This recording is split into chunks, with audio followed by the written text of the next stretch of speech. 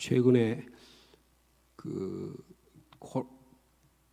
TV에 여러 가지 볼만한 유익한 프로그램이 좀 있는데 주로 세계 여행 이렇게 많이 나와요. 그래서 전 세계를 다녀보지 않고도 여행할 수 있는 그런 좋은 유익한 프로그램이 많은 거 볼 수 있습니다. 세계사 여행, 또 한국사 강의, 때로는 세계를 걸어서 이런 프로그램도 있고요. 또 CBS나 CTS 같은 기독교 방송을 좀 보면 성지순례 좋은 프로그램도 있습니다. 성경을 이런 것과 좀 비교하면 성경은 내면의 세계를 여행하는 여행 안내서다, 그렇게 표현할 수 있을 것으로 생각이 됩니다. 아브라함과 이삭과 야곱의 영적인 여행, 모세와 여호수아의 그 자유를 찾은 해방을 위한 오랜 여정들, 그리고 사무엘에서부터 사울, 다윗, 솔로몬에 이르는 하나님의 나라를 세우기 위한 여러 각고의 노력들, 이런 것들을 볼 수가 있습니다. 특별히 저희들이 다윗 이야기를 좋아하는데 다윗 이야기는 두 가지 면이 있다고 생각합니다. 이 사무엘 상하 그리고 열왕기 그리고 역대기에서 이 다윗의 왕이 되는 여러 가지 과정들, 그리고 실패하는 모습들, 그리고 후반기 삶, 이런 것들이 보여주는가 하면, 또 한편은 그런 모습과 아울러서 그의 내면의 모습을 보여주는 시편의 여러 구절들을 볼 수가 있습니다. 아주 유익한 프로그램이 있는 것처럼 성경을 이런 의미에서 좀 바라보면 성경은 우리에게 대단히 흥미로운 주제가 아닐 수 없습니다. 왜 그러냐 하면 바로 그것이 우리의 삶의 이야기가 될 수 있기 때문입니다. 다시 말하면 우리는 하나님과 관계를 맺지 않고는 결코 살아갈 수 없는 존재다. 이것이 성경이 우리에게 주는 특별히 구약 이야기가 우리에게 얘기해 주는 핵심적인 메시지 중에 하나라, 그런 판단을 할 수가 있습니다. 즉 다윗 이야기는 우리를 있는 그대로의 삶의 세계 속으로 인도한다, 그렇게 볼 수가 있을 것입니다. 다시 말하면 인생의 참 의미는 하나님과의 관계 속에서 일어나는 이야기다라는 것입니다. 어떻게 다른 인생 길은 없다는 거예요. 성경이 우리에게 제시하는 것은 다른 인생 길은 없다. 하나님과의 관계를 어떻게 맺으며 살아가느냐, 그때 판단했을 때 내가 그래도 보람 있게 살았다, 내가 주님과의 인생의 길을 잘 걸었다, 이렇게. 아니면 내가 왜 그때 이런 인생을 선택했지, 내가 왜 이런 잘못된 삶을 살았을까, 그것을 이렇게 생각하게 될 것이라고 생각합니다. 오늘 저희들이 같이 읽은 이 사무엘하 12장은 다윗이 하나님과의 관계를 잃어버렸어요. 11장과 12장, 제가 지금 얼굴을 뵈니까 장로님들, 권사님들 다 이제 하나하나 생각이 나는데, 제가 지금 강대상에 올라와서 찬양하는데 기도하는데 보니까 제가 2002년에 여기 온 것 같아요. 2002년, 2003년 2년 동안 제가 여기서 교회를 섬기수로 기억하고, 그 다음에 2004년에 대구 삼도교회에서 4년, 5년, 6년, 5, 6, 7, 8 이렇게 있었던 것 같고, 2003년, 4년 있었던 것 같기도 하네요. 어쨌든 그래서 그 이후에 제가 2010년에 지금 교회를 섬기는 경북 상주에 있는 교회로 부임하게 되었습니다. 그런 하나님과의 관계, 이 하나님과 관계 속에서 우리가 어떻게 하면 하나님께서 우리의 일상과 있는 그대로의 현실을 그대로 볼 수 있겠느냐.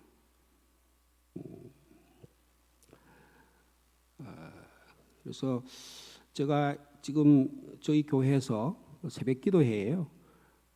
이 사무엘서 말씀을 저희들이 묵상하고 있습니다. 사무엘 1장부터 상부터 사하 이렇게 쭉 묵상하고 있는데, 우리 저는 서부제일교회 이름이 익숙하잖아요. 근데 와 보니까 이름이 바뀌었어요.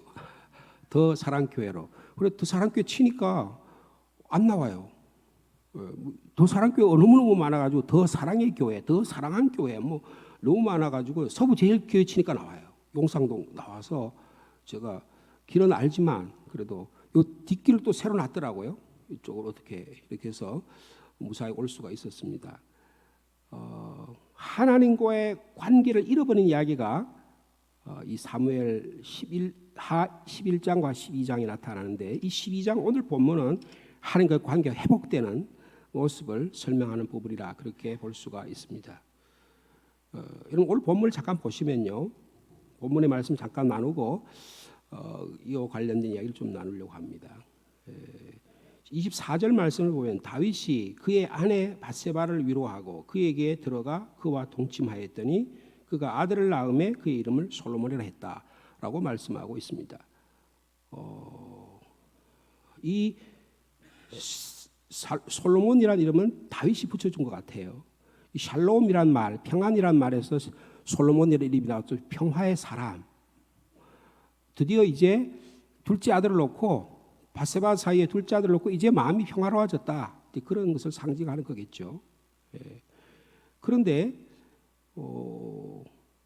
그동안에 올 본문을 자세히 보면 여러분 이 아내의 이름이 사무엘하 11장과 12장에 밧세바라는 이름이 나타나지 않습니다. 뭐라고 표현하냐면 우리아의 아내라 그렇게 표현해요. 우리아의 아내. 그러니까 다윗이 남의 아내하고 산 거예요. 남의 아내를 자기 여인처럼 가지고 놓은 거예요. 그런데 이제 와서 드디어 뭐라고 말하냐면 그의 아내 그리고 이름을 부릅니다. 밧세바라고 이름을 부릅니다. 그 전에는 우리의 아내라고 부르는 거예요. 그동안에 우리의 아내로 불리던 그녀가 이제 여기 와서 이제야 비로소 다윗의 아내로 그리고 밧세바라는 자기의 이름이 불리워진다는 것입니다. 우리가 잘 아는 대로 다윗과 이 밧세바 사이에 첫 아이가 태어납니다. 야고보서의 표현으로 하면 욕심이 잉태하여서 죄를 낳고요. 죄가 장성해서 12장에 사망을 낳습니다. 그래서 첫째 아이가 죽어요. 그 첫째 아이가 죽은 후에 이제 비로소 다윗은 금식과 회개를 통해서 원래의 다윗으로 돌아오는 이야기가 그 결과가 오늘 본문의 말씀이라고 부릅니다. 말할 수 있습니다. 이제 상대방의 이름을 부를 줄 안다는 거예요. 여러분 사람의 이름을 부를 줄 안다는 건 대단히 중요합니다. 사람의 이름을 기억하고 그 사람 이름을 불러줘야 된다는 거예요. 제 아내가요. 저랑 결혼한 지 38년이 됐는데 결혼하고 나니까 우리 아버님이 우리 집사람이 이름이 김정신이에요. 근데 정신아 그런 거예요. 그러니까 이 사람이 깜짝 놀란 거예요. 야, 시아버지가 내 이름을 불러준다. 그래서 지금도 저희 아버님 17년 전에 돌아가셨는데 지금도 우리 아버님을 기억하면 아버지가 나를 시아버지가 나를 그것도 경상도 얼마나 우리 아버지 무뚝뚝한지 몰라요. 나한테는 막 엄하고 제가 어릴 때는 무릎 꿇고 뭐 그렇게 다녔어요. 근데 우리 며느리한테는 제 아내한테는 정신아 이렇게 부르는 거예요. 제 이름은 부르지도 않더니 사람 이름을 불러준다니 얼마나 귀한지 모릅니다. 밧세바라고 이름을 불러줬다는 거예요. 고통당하고 인권에 유린당한 이 여인을 아내를 위로한다. 오늘 본문에 위로한다 그럽니다. 여러분 사람을 이름을 불러주고 위로한다는 것은 그 사람의 인격을 상징하는 것입니다. 그리고 진심으로 사랑하는 거예요. 그러니까 부부관계가 이루어지고 그리고 그에게 아들을 낳습니다. 밧세바가 아들을 낳자마자 이름을 샬롬, 솔로몬이라고 이름을 부릅니다. 평화의 사람이 되더라. 그런데 더 놀라운 사실은 그 다음 25절이에요. 24절 후반절에 보니까 여호와께서 24절이 끝나기도 전에 24절 마지막 부분에 여호와께서 그를 사랑하다. 이거 그가 누굴까요? 누구 같아요? 예? 다윗입니까? 솔로몬입니까? 잘 모르겠지만 여러분 보통 대명사는 가까운 명사에 갖다 붙어요. 그러면 여기 솔로몬이라고 볼 수 있어요. 그렇죠? 그러면 하나님께서 그를 솔로몬을 사랑하셨다는 거예요. 솔로몬을 사랑하셨다. 자, 그래서 선지자 나단을 보냅니다. 그리고 그의 이름을 여디디아라 하시니, 이름이 누가 붙여준 거예요? 여디디아라는 이름 누가 붙여줬습니까? 하나님이 붙여주신 것입니다. 여디디아야, 솔로몬아, 내가 너를 사랑한다. 너를 사랑한다. 제가 독일에서 한 20년 전에 여기 있었으니까 저를 다 잊어버리셨겠죠, 그죠? 제가 30대 초반에 그때는 목회나 신학을 공부하는 게 철학을 공부하기 위해서 독일에 유학 생활을 했습니다. 그러다가 12년 동안 유학 생활하다 한국에 돌아왔어요. 돌아와서 목회하기로 결심을 하고 장로회 신학대학 신대원에 입학하려고 1년 동안 꼬박 1년 동안 죽자 살자 공부를 했어요. 주일만 예배 시간만 빼고는요. 제가 일산에 살았는데 일산에서부터 광장도까지 굉장히 멀어요. 차로 그냥 보통 다니면 보통 교통이 많은 데다 2시간 이상 3시간 걸린다. 그래서 새벽 4시에 일어나요. 새벽 4시에 일어나서 아침을 간단하게 하고 그다음에 차 5시에 해서 서울의 광장동에 신학교에 가면 6시가 됩니다. 그럼 갈 때 성경 암송 테이프를 틀어가지고 열심히 배우고 그다음에 거기서 또 아침 6시부터 밤 10시까지 공부를 하는 거예요. 성경 읽고 기도하고 성경 읽고 기도하고 그러다가 또 그 10시가 되면 거기서 끊어가지고 그럼 10시부터 좀 차가 좀 괜찮아요. 그럼 다시 집에 돌아와서 하루에 4시간씩 1년 꼬박 공부를 했어요. 근데 그게 공부하는데 그 공부하는 성경 공부 팀이 있어요. 그래 거기 가서 공부해야 합격을 합니다. 근데 합격하는데 그 팀이 여디디아였어요. 근데 나는 여디디아란 말을 오래 신앙생활 할 줄 몰랐어요. 근데 여기 나타나잖아요. 여디디아가 뭐예요? 하나님이 사랑하신다는 거예요. 여러분 제가요 장로회 신학대학에 97기로 입학을 했는데 하나님이요 아주 늦게 공부를 하니까 제가 1등으로 당선했어요. 수석으로 입학을 했어요. 그래가지고 3년 동안 장학금을 가지고 공부를 했습니다. 그래서 제가 근데 가만히 보니까 제 능력으로 된 게 아니에요. 제 집사람이 열심히 뒤에서 깃발아주로 기도를 했는데 시험이 가까워오니까 하나님 이런 기도가 나대. 우리 남편 수석으로 입학하게 하옵소서. 그렇게 기도를 했대요. 물론 나중에 나한테 한 이야기지만 그래서 이게 내 힘으로 된 게 아니라 하나님 은혜로 된 거구나. 이러면 하나님의 사랑으로 된 거라는 거예요. 여러분의 모든 인생이 하나님의 사랑으로 된 줄로 믿습니다. 여디디아 하나님의 사랑을 입은 저 여러분 삶이 되기를 축복합니다.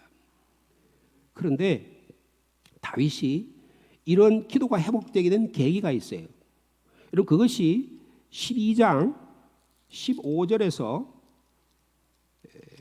15절 후반절에서 23절까지 그 기도가 회복되는 내용이 됩니다. 근데 그 기도 내용도 우리가 너무 잘 아는 이야기인데 뭐냐면 진실한 기도도 항상 응답받는 것은 아니라는 거예요. 기도하면 응답받아야지. 기도했는데 응답을 못 받았다는 거예요. 네? 기도의 사람 다윗이 어떻게 전심전력으로 간구했지만 자신의 간구가 응답을 받지 못합니다. 나단 선지자가 12장 14절에 보면 이렇게 말해요. 당신이 낳은 아기가 반드시 죽을 것이다. 심판을 선언합니다. 실제로 하나님께서 이 아이를 치시니까 12장 15절에 아이가 심히 알았다라고 말씀하고 있습니다. 다윗이 그러나 이 아기를 위해서 하나님께 간구합니다. 다윗이 금식하고 안에 들어가서 7일 밤낮으로 땅에 엎드려서 아기를 살려달라고 기도합니다. 자신의 죄를 회개하는 눈물의 기도와 7일 밤낮의 금식이 함께하는 철저한 기도가 일어나요. 얼마나 기도하면서 몸이 상했든지 그의 자문관들 집안에 있는 나이 늙은 사람 종들이 안타까워서 왕을 일으켜 세우려고 했지만 말을 듣지 않고 철저히 낮아지는 기도의 모습이 오늘 12절 15절 이하에 나타납니다. 그런데도 아이가 죽었다. 18절에 보니까 1회 만에 그 아이가 죽었다고 말합니다. 죄가 장성해서 사망을 낳은 거예요. 여러분 우리가 진실한 기도가 다 응답을 받을까요? 여러분 어떻게 생각하십니까? 여러분 우리가 욥기를 아는데 욥기는 기도의 책이라고 볼 수 있어요.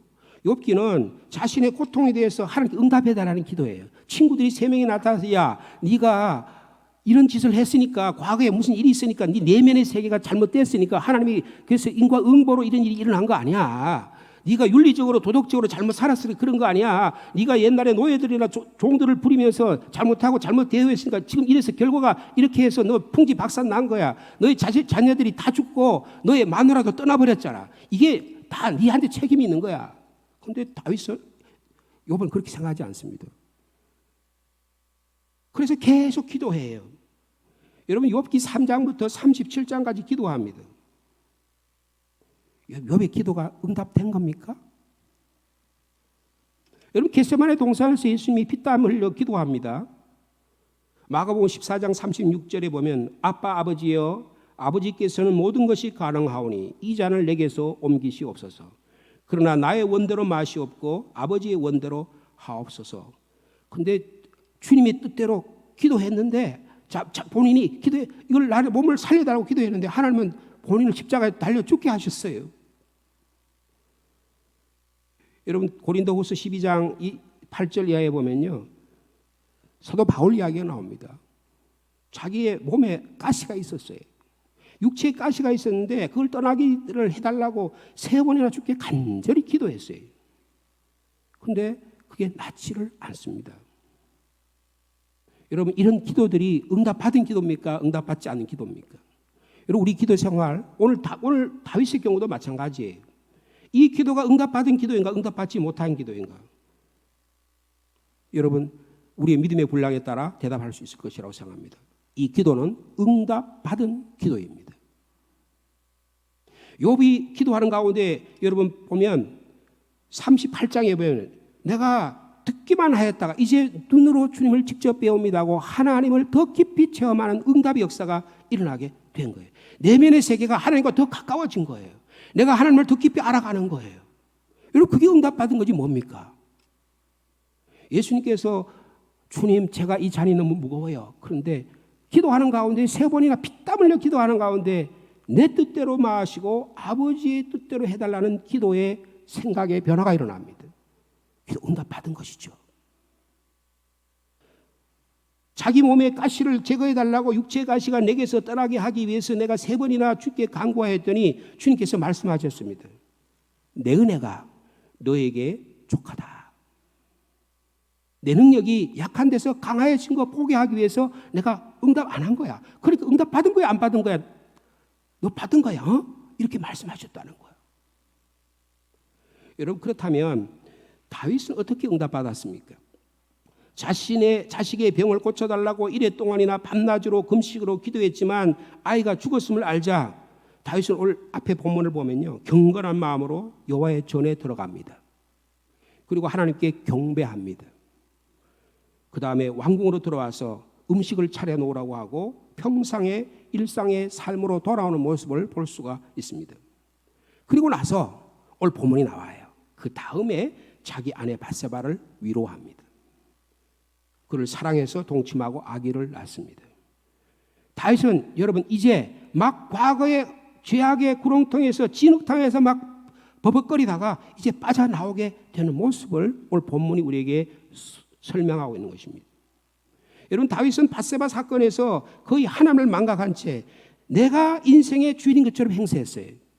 자기 자신이 모든 걸 통제할 수 있다고 생각했습니다. 자기가 원하는 대로 모든 일이 이루어지는 대로 된다고 생각했어요. 자기 주변의 사람들의 왕이 되니까 군림을 했습니다. 여러분 그 사무엘하 11장에 보면 보낸다. 이 보내는 주체가 다윗 자기예요. 사람을 보내고 우리아를 보내고 그리고 사람들 전부 다 보낸 게 자기예요. 그런데 12장 1절에 가면 하나님이 나단을 보냅니다. 여러분 우리 인생을 보내시는 주체가 누구예요? 하나님 우리 인생을 보내신 거, 이 땅에 보내신 것도 하나님이고 우리가 가는 것도 하나님이고 우리의 모든 인생의 구비구마다 보내신 분은 하나님이세요. 근데 다윗은요 어느 날 갑자기 내가 삶의 주인이야, 내가 컨트롤할 수 있다고 생각. 내 생각도 컨트롤할 수 있고 내 의지도 컨트롤할 수 있고 내 감정도 컨트롤할 수 있고 내가 10년 동안 사울의 핍박을 받게 다녔으니까 내가 웬만한 건 일 다 처리할 수 있다. 왕이 되고 남부 왕조가 다 통일되고 아브넬도 제거가 되고 전부 다 왕자들이 11명이나 태어나고 뭐 이 주변의 국가들이 자기한테 다 엎드리고 하니까 이제 자기가 통제할 수 있다고 생각한 거예요.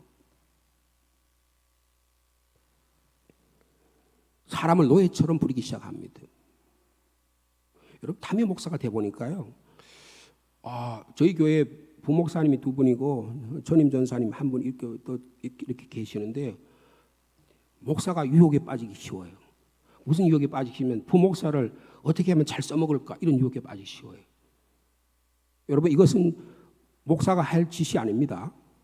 담임 목사가 부목사를 자기의 노예로 부린 게 아니에요. 제가 갔더니 죄송하지만 장로님들 계시지만 장로님들이 새벽 기도에 차 운행하는 걸 부목사 보고 시키래. 그런데 안 된다 그랬어요. 부목사가 그 차 운전하게 생겼냐? 부목사가 성경 공부하고 기도하고 학생들 가르치기에도 바쁜데 그 차 운전하려고 부목사를 불렸나? 그랬어요. 그래서 제가 못하게 했어요. 여러분 우린 잘못하면 사람을 도구로 사용하기 쉽습니다. 예? 사람들을 노예처럼 물건처럼 취급하는 거예요. 여러분 바세바 우리의 아내라고 이 성경의 12장에 계속 하는데 자기의 성적 욕망을 충족하기 위한 노력에 불과했어요.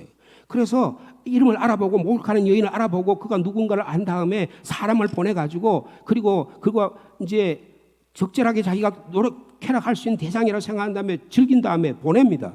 버린 거예요. 근데 들리는 소리가 애기 가졌다는 거예요. 그래서 이걸 극복하려고 여러분 우리아를 데리고 오잖아요. 전쟁에 라빠성에 나가 있는 우리아를 데리고 오잖아요. 자기의 충성선 장수를 장애물로 생각합니다. 그래서 어떻게 장애물은 어떻게 해야 돼요? 넘거나 제거해야 됩니다. 그래서 제거의 대상인 거예요. 여러분 우리의 사람과의 관계가 제거의 대상일 경우가 많습니다. 이 자본주의 경쟁사에서 어떻게 하면 대상을 경쟁? 큰 교회가 작은 교회 과에서 이 시골 교회 어떤 교회에서 어떤 교회가 서로 하는데 서로가 서로를 제거의 대상으로 생각하면 되냐는 말이에요. 목회 현장이 너무 치열합니다. 이거 할 짓이 아니에요. 할 짓이 아니에요. 여기 요압이라는 사람이 등장합니다. 요압은 어떻습니까? 자기의 목적을 위한 수단의 도구에 불과해요. 근데 철저하게 수단과 도구로 자기를 쓰임 받기를 원하는 사람이 요압입니다. 여러분 우리 주변에 그런 사람 많아요. 그런 부목사 많아요. 그런 주변에 사람 많다고요. 그러면 막 교회에서 성장할 것 같고 교회가 잘 될 것 같고 우리 사업도 잘 될 것 같아요. 그런데 여러분 내면은 썩어지는 것입니다. 교회 하나님과의 관계는 점점 멀어지는 거예요. 다윗이 그래서 하나님과의 관계가 멀어진 거예요. 통일도 하고 막 이 일이 잘 되니까 이제는 내가 다 할 수 있다고 생각한 거예요. 여러분 교회가 잘 되는 게 뭡니까?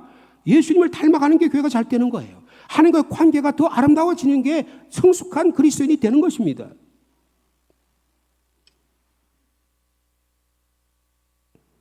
근데요, 하나님께 나단을 보내시잖아요. 여러분 오늘 제가 이런 질문 드렸어요. 이 다윗의 기도가 응답받았냐? 제가 응답받았다고 말씀드렸잖아요. 하나님은 다윗의 기도에 응답하십니다. 하나님께서 자기를 불쌍히 여겨 아기를 살려주실지 누가 알까 기도를 했어요. 그런데 기도하고 근데 다른 사람 그리고 가만 보니까 아기가 죽었어요. 하나님 이런 식으로 나에게 응답하고 계시는구나 이렇게 믿은 거예요. 이렇게 가능할까요?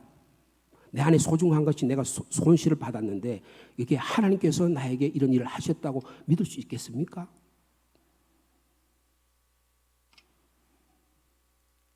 이제 다윗은 겸손하게 다른 사람을 인격으로 대합니다. 내가 내 신앙이 성숙했냐, 내 신앙이 주님 앞에 진실하냐를 볼 수 있는 것은 내가 사랑과의 관계를 보면 알아요. 내가 내 아내를 진실로 아내를 사랑하는 대상으로 섬기느냐, 내 욕망의 대상으로 섬기고 있느냐, 내 남편이 나의 상승을 하기 위한 하나의 도구냐, 내 자녀가 나를 더 올려주는 하기 위한 도구가 됐냐.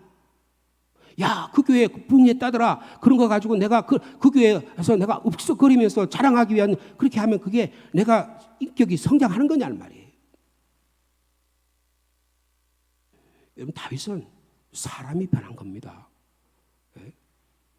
사람을 인격으로 볼 줄 아는 거예요. 사랑으로 대할 수 있는 회복의 역사가 일어난 것입니다. 하나님께서 그를 나단을 보내심으로 이런 일이 일어나게 된 것입니다. 이제 다윗에게 겸손한 기도와 부드러운 사랑이 회복되는 것을 볼 수가 있습니다. 오늘 주신 24절과 25절은 이런 다윗의 삶의 변화에 하나님이 나단을 보내 축복하시는 사건입니다. 당신이 아들이 반드시 죽으리라고 했던 이 심판의 메시지가 이제는 사랑의 메시지에서 하나님께서 여디디아 너의 아들을 사랑하신다. 내가 직접 너에게 이 이름을 주노라. 솔로몬의 이름에 여디디아란 이름이 직접 붙여주신 분이 하나님이십니다. 이런 사랑의 음성을 듣는 우리 더 사랑교회 성도님들, 우리 특별히 권사님 되시기를 축복합니다.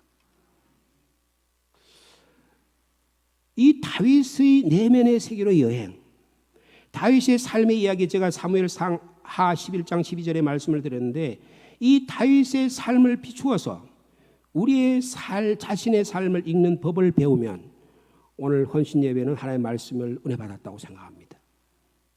우리는 우리의 모습을 하나님의 말씀을 비추어서 아하, 내 모습이 긍정적이든 내 모습이 부정적이든 내 모습이 어떤 형편이 있든 있는 모습 그대로 하나님의 말씀을 줘서 비추어져서 깨닫게 된다면 하나님 우리 은혜 주신 거예요.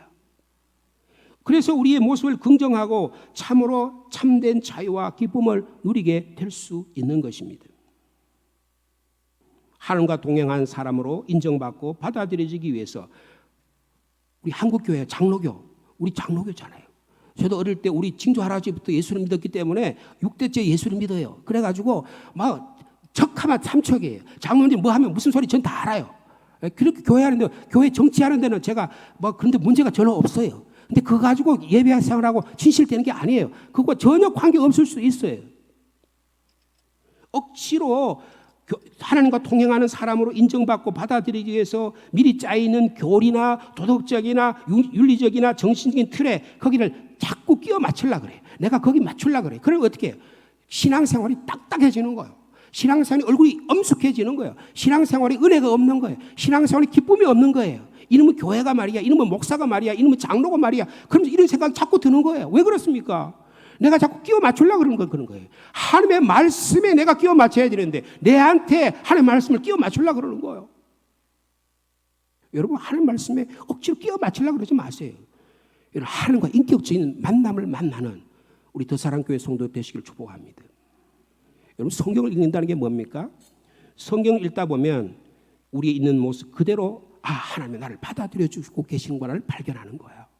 여러분 그러면 성경 제대로 읽은 거예요. 아유 이 성경이 왜 딱딱하노? 성경이 왜 나하고 마음이 안 맞노? 성경이 왜 이 모양 이 꼴이노? 그러면 성경을 하나도 제대로 못 본 거예요. 평생 신앙생활하고 평생 했는데 성경하고 나하고 관계가 없는 거예요. 여러분 다윗 이야기와 솔로몬 이야기 뭡니까? 내 인생에 살아가다 보니까 내 인생에 하나님이 발견됐다. 처음에는 그렇게 신앙생활해요. 그런데 성경을 읽으면 되는 하나님의 이야기 속에 성경의 이야기 속에 내 이야기가 있구나라는 걸 발견하는 거예요.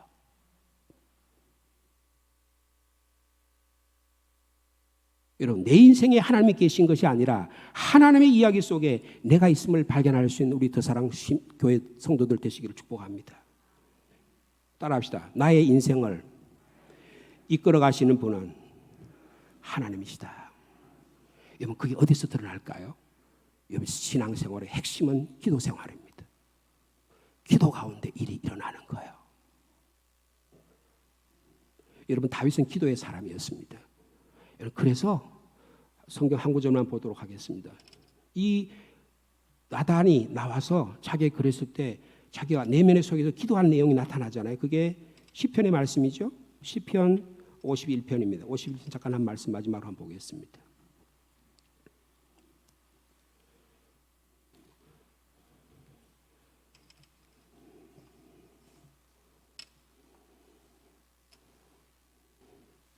시편 51편 제목이 붙어 있죠. 다윗의 시, 인도자를 따라 부른 노래. 뭐라고 붙어 있으면 같이 읽겠습니다. 다윗이 밧세바와 동침한 후 선지자 나단이 그에게 왔을 때 그를 책망한 거예요. 여러분 하나님의 사랑이 시작되게 된 것입니다. 하나님의 은혜가 시작하게 된 거예요. 여러분 내 죄를 털어내고 내 죄가 도발되고 내 죄가 드러난 일은 하나님의 은혜 자리예요. 여러분 이게 신앙생활의 핵심입니다. 근데 그게 어디서나 기도에서 드러나는 거예요. 기도의 속에서 이게 드러나는 거예요. 여러분 다윗이 그래서 멋있는 사람이에요. 다윗이 정말 하나님을 제대로 아는 사람입니다. 제가 우리 징조 할아버지부터 예수 믿었다 그랬잖아요. 그럼 장로교회 기도하면 거룩하시고 존귀하시고 아브라함과 이삭과 야곱의 하나님이 되시고 앞에 형용사를 한참 붙었다가 거룩하신 하나님. 그러면 하나님 벌써 야, 난 지금 졸린다. 왜 그런 소리를 하노? 지금 너 하고 싶은 이야기만 해. 그래야 되는데 막 그걸 하나님 막 형용사를 많이 붙인 다음에 그다가 하나님 갖다 붙여요. 그거는 자기가 생각하는 하나님이에요. 여러분, 다윗은 그렇게 기도하지 않습니다. 여러분 보세요. 51장 1절 2절 같이 읽겠습니다. 51장 1절 2절 같이 있습니다. 시작. 하나님이여 주의 인자를 따라 내게 은혜를 베푸시며 주의 많은 긍휼을 따라 내 죄악을 지워주소서. 나의 죄악을 맑게 씻으시며 나의 죄를 깨끗이 하소서. 아, 내가 나단의 말을 들으니까 내가 하나님 앞에 죄인이었구나. 하나님의 은혜 없이는, 하나님의 인자 없이는, 하나님의 긍휼 없이는 내가 한 걸음도 나갈 수가 없구나. 자, 3절 같이 있습니다. 3절 4절 같이 있습니다. 시작. 무릇 나는 내 죄과를 나오니 내 죄가 항상 내 앞에 있나이다. 내가 주께만 범죄하여 주의 목전에 악을 행하여 싸우니 주께서 말씀하실 때 의로우시다고 하고 주께서 심판하실 때 순전하시다. 여러분 여기 보면 하나님 앞에 자기 내면의 세계를 내가 하나님께만 범죄했습니다. 여러분 사무엘하 12장 13절에 보면 내가 주께만 범죄했습니다. 그렇게 말해요. 하탈라 아도나이 하나님께만 내가 범죄했습니다라고 말할 때 그거 하나님께서 그래 내가 너의 죄를 용서했다고 하나님 즉각 응답해 주세요. 무슨 말입니까? 하나님 앞에 범죄했을 때 하나님의 은혜의 사건에 우리를 들어 안아주시고 받아주시고 역사하신다는 거예요. 내가 주님 범죄했습니다라고 말하니까 그럴 때에 너가 의로우시다. 너가 의롭다. 너는 진짜로 순전한 존재구나 말씀하신다는 거예요. 자, 우리 5절부터 우리 9절까지 같이 읽겠습니다. 시작. 내가 죄악 중에서 출생하였으며 어머니가 죄 중에서 나를 잉태하였나이다. 보소서 주께서는 중심이 진실하심을 원하시오니 내게 지혜를 은밀히 가르치시리이다. 우슬초로 나를 정결하게 하소서. 내가 정하리이다. 나의 죄를 씻어주소서. 내가 눈보다 희리이다. 내게 즐겁고 기쁜 소리를 들려주시사 주께서 꺾으신 뼈들로 즐거워하게 하소서. 주의 얼굴을 내 죄에 돌이키시고 내 모든 죄악을 지워주소서. 여러분 간절히 하나님 앞에 기도하면 죄악을 다 발가벗게 드러내는 거예요. 이거 여러분 기도해요. 세상 사람들 앞에 드러내라는 게 아니에요. 내가 막 다른 사람 앞에 법정에 나가서 이거 이야기하라는 게 아니에요. 내가 하나님 앞에서 진실되게 하나님 앞에서 자기의 있는 모습 그대로를 다 드러내라는 거예요. 그제서야 하나님이 야, 너 순진하구나. 너 진짜 멋있어. 너 젠틀맨이야. 너 레이디야. 너 진짜로 요조 숙녀야. 너가 진짜로 보기에 내가 너 기뻐하는 자야. 너야 여디디아야 라고 말씀하신다는 거예요. 여러분 그 음성을 기도하면서 들었을까요? 못 들었을까요? 좀 들었으리라고 믿습니다. 그러니까 이렇게 기도하잖아요. 자, 우리 10절에서부터 15절까지 같이 읽습니다. 시작. 하나님이여 내 속에 정한 마음을 창조하시고 내 안에 정직한 영을 새롭게 하소서. 나를 주 앞에서 쫓아내지 마시오며 주의 성령을 내게서 거두지 마소서. 주의 구원의 즐거움을 내게 회복시켜 주시고 자원한 심령을 주사 나를 붙드소서. 그리하면 내가 범죄자들에게 주의 도를 가르치리니 죄인들이 주께 돌아오리이다. 하나님이여 나의 구원의 하나님이여 피 흘린 죄에서 나를 건져주소서. 내 혀가 주의 의를 높이 노래하리이다. 여러분 간절히 주께 기도합니다. 그랬더니 어떤 결과가 나와요? 드디어 이 입술에서 찬양하는 입술이 나와요. 주님 앞에 간구했는데 우리는 앞에 것만 여기서 막 뭐 하나님 내 정한 마음을 창조하시고 정직한 영을 새롭게 하소서 이런 것에서 막 기도해요. 거기다 막 하나님 내가 정한 마음을 창조해 주옵소서. 주여 주여 믿습니다. 이렇게 우리 강조하지만 여러분 다윗의 삶에서 더 중요한 분은 그 후반부 부분이에요. 한번 보세요. 자, 우리 15절 말씀부터 같이 읽겠습니다. 시작. 주여 내 입술을 열어주소서. 내 입이 주를 찬송하며 전파. 여러분 내가 하나님 앞에 범죄한 사실이 드러나서 회개하고 나고 내가 순전해지면 하나님 뭐 하겠다는 거예요? 하나님을 찬양한다는 게 하나님과 영광의 관계가 맺어진다는 거예요. 하나님의 순전한 관계가 맺어진다는 게 올바른 예배의 삶이 내 안에서 삶으로 드러난다는 거예요.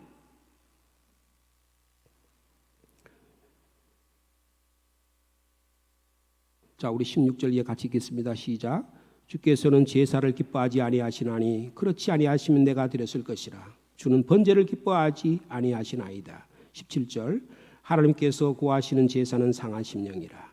하나님이여 상하고 통회하는 마음을 주께서 멸시하지 아니하리이다. 자, 우리 마지막 18절 19절 있습니다. 주의 은택으로 시온의 선을 행하시고 예루살렘 성을 쌓으소서. 그때 주께서 의로운 제사와 번제와 온전한 번제를 기뻐하시리니 그때 그들이 숫소를 주의 제단에 드리리이다.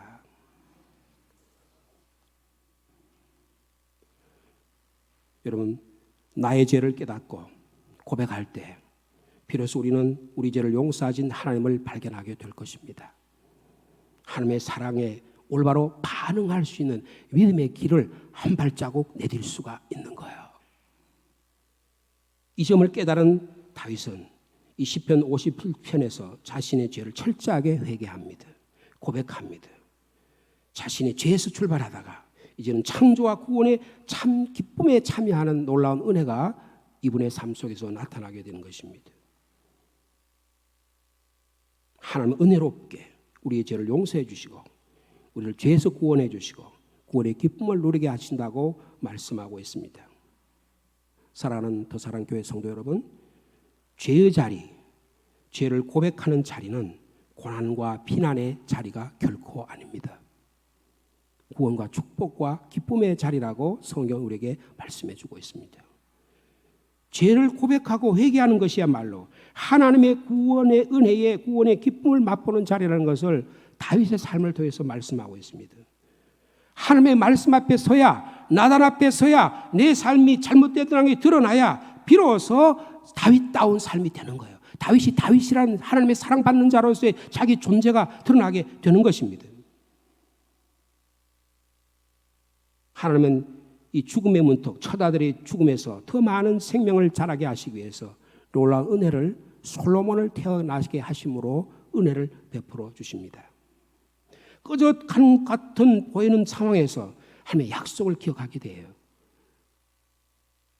내가 내 몸에서 나는 내 씨 솔로몬을 내 뒤에 세워 그의 나라를 견고하게 하려고 하는 약속의 말씀이 그는 회복되게 되는 것입니다. 죄의 와중에서도 하나님의 은혜가 계속됩니다. 여러분의 삶이 어떠할지라도 하나님이 우리에게 찾아오셔서 말씀해 주시면, 하나님이 우리에게 찾아서 기도의 문을 열어주시면 너의 이름은 여디디아야, 내가 너를 사랑해, 이런 음성을 듣게 될 줄로 믿습니다. 우리 더사랑교회 성도 여러분, 하나님께서 이 사랑하시는 하나님의 사랑을 받는 여디디의 삶을 한 주간 살아드리는 여러분 되기를 축복합니다. 주님 감사합니다. 20년 전에 2년 동안 섬기던 주의 몸된 교회에 와서 사랑하는 우리 교우들과 함께 하나님의 말씀을 나누었습니다. 우리의 삶이 기도의 자리가 되게 하여 주옵소서. 말씀의 자리가 되게 하여 주시옵소서.